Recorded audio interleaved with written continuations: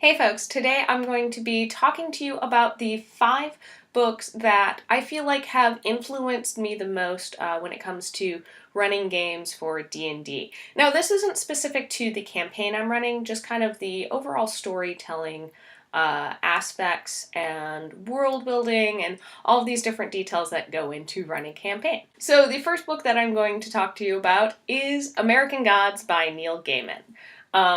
This is a book that has really influenced me. I think it's mostly through the taking the established ideas and playing with them and introducing characters, but not always coming out and stating exactly what they're based off of. So American Gods is taking all of these kind of classic. You've got Viking gods and Roman gods and Jesus and pretty much all of the world religions around there and throwing them in, modernizing. You even have modern gods. And I liked the idea the gods are kind of created off of what people worship. So that kind of has affected a little bit of how I think about creating religions, as well as shaping a little bit of how the gods kind of work. I like that a lot of in this book, a lot of it is the gods are trying to make sure that they're still worshipped and still kind of getting that energy, I guess.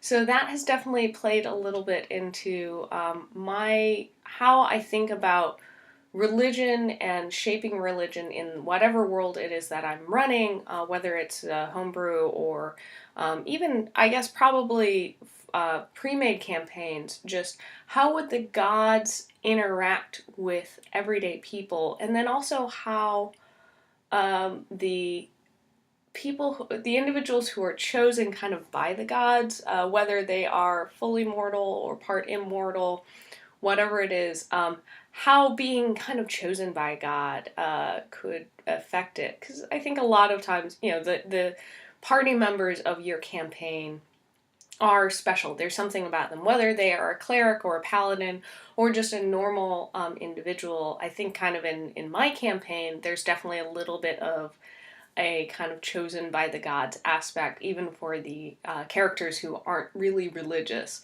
And I think that this book has played into it, as well as just Neil Gaiman's storytelling is fantastic. He's one of my favorite authors, so this definitely had to make it onto my list, both from the how I kind of think of gods and religion, as well as just Neil Gaiman is a great storyteller, and definitely has definitely an author that has greatly influenced me. Next on the list is The Darkest Part of the Forest by Holly Black.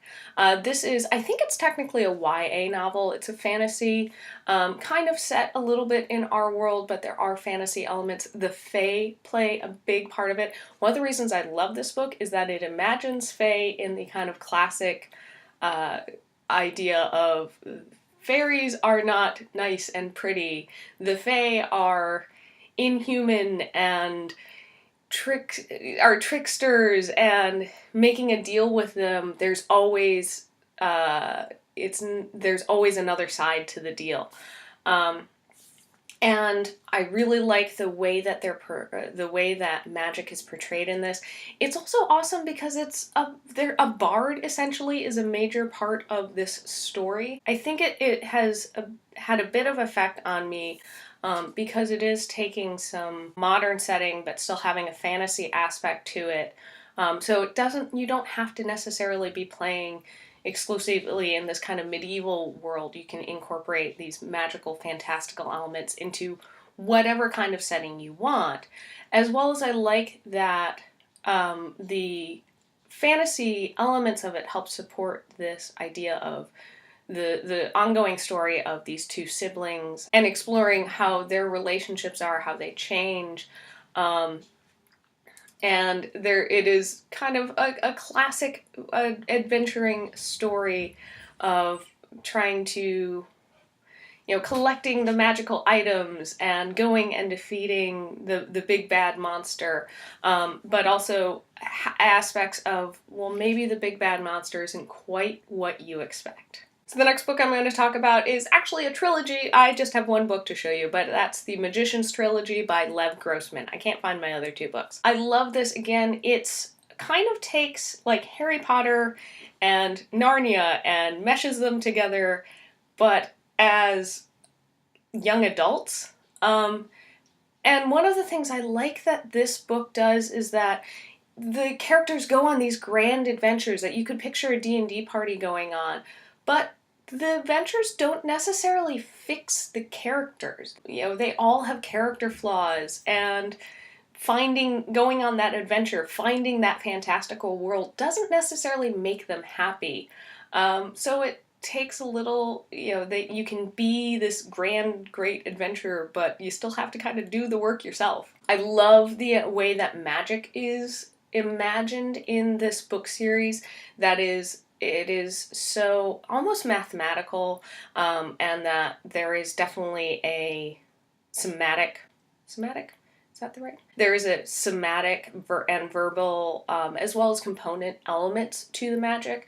That has definitely influenced how I picture a lot of D&D, that it's not just like, I wave my hand, but it's more of the like, you have to get your hands into an exact position for this specific spell, paired with this wording or paired with this component. And the way that the books are set up, the characters are given this quest that they have to go on, and they discover things along the way. It is very kind of how you would run a campaign. And I think a few elements have kind of trickled into my campaign. But I really enjoy The Magicians by Lev Grossman. And while the characters sometimes can be so infuriating, you're still rooting for them. And that's something that, like, yeah, you can have flawed characters and still love them and still want them to succeed. So the next book is a recent book that I have read, and that is The Wise Man's Fear by Patrick Rothfuss. Now, I will say The Name of the Wind also greatly has influenced, especially kind of this campaign. But specifically, I'm mentioning Wise Man's Fear because I love the world building that Patrick Rothfuss has. Name of the Wind does it a little bit, but I feel like it's so much bigger and so much more of a focus in Wise Man's Fear. And just this idea that you can have world building without giving a whole bunch of information dump, but just these little pieces that fill out a world, that make it real, but also makes it different from our own. They're two kind of very different countries or regions that the main character goes to in this specific book that I just love. And one of them seems a little bit more traditional, like the type of things that you would see. I know I've read kind of a similar type setting in other books, but the second one is very different and so interesting, and I think it definitely has influenced at least one region in the world that I've created for my homebrew campaign. But at the same time, Patrick Rothfuss doesn't really sit down and explain to the reader what all these different things are. You're finding out along with the character. Things kind of get explained. It's a lot of you figure it out just based on the context. And I like that because it does make it feel so organic and real, that it's not like, oh, here, let me give you all the info about this world, players. That it's yes, your players should know the basic info that they need to know, especially if they're from that region. But my players are headed off to a couple of regions that they probably have not been to, that their characters probably haven't been to and might not know about. So I've definitely started kind of placing a few seeds, and I'm going to be interested to see how my players and their characters pick up on these different cultures that they can run into. And I love that Patrick Rothfuss has these distinct cultures. All right, so the last one, and probably the book series that has had the biggest influence on me as far as my gaming experience, is the Valdemar series by Mercedes Lackey. This is Owlflight. This is actually the first book that I read from the series, and I was lucky enough to have both her and Larry Dixon sign it Yay! At my first Gen Con, so this is a very special book to me.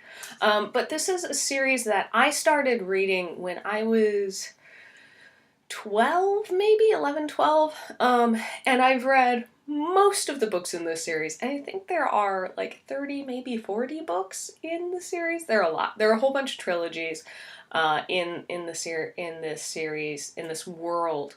And it was kind of the first big fantasy books that I got into that were more than just a book. It was a whole world. So that has definitely affected me. There are a few things, a couple of events in our homebrew that I can specifically say, like, yep, this is from the Stormbringer, or the Storm, oh no, I can't remember what it is. It's the Storm something trilogy. That specifically kind of sparked an idea for the campaign.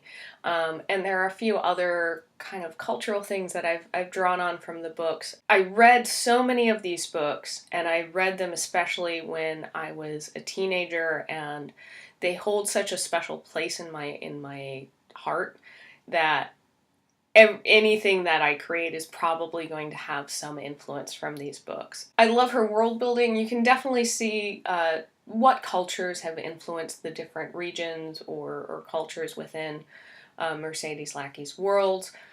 But there's also these interesting spins. I love how she has mind magic as well as the more traditional magic, and how some of the fantastical creatures are portrayed. And it's also nice just to have a world where the main kind of country that you're rooting for seems a bit more progressive.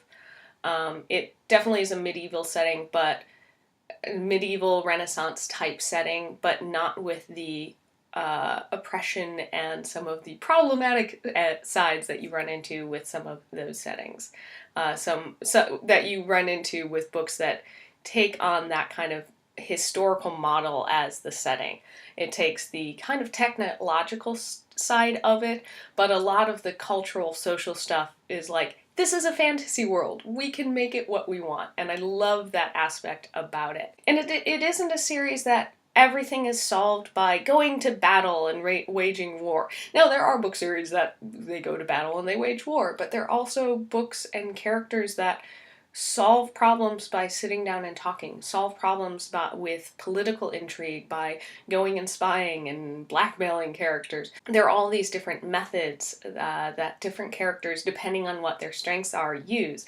And I love that, and it gives such a nice idea that you don't just have to have fighters in your party. You could have a party of like bards and druids and clerics that all go around and deal with nature and talk to people and do the political intrigue side of things, and that can be equally as fun. All right, there you go. Those are the 5 books / series that have kind of specifically influenced my gaming style. I'd be interested to hear what books and book series have influenced your gaming style, influenced how you picture things, or what kinds of games you like to run. Let me know down in the comments.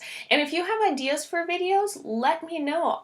This was actually a video idea that one of you folks suggested, and I had so much fun sitting down and thinking about it and going around our bookshelf and pulling off books. So definitely, if you've got any suggestions, let us know. If this is your first time watching, thank you for joining in. Don't forget to like, share, and subscribe. I want to give a special thanks to all of our patrons, especially Sean, Joan, Arvie, Lainey, and Bryce. And if you want to help support us, help us make some more videos for you folks, you can head over to patreon.com/rollforinitiative and check out the perks of being a patron. Thanks again for watching, and we'll see you next time on Roll for Initiative. Bye!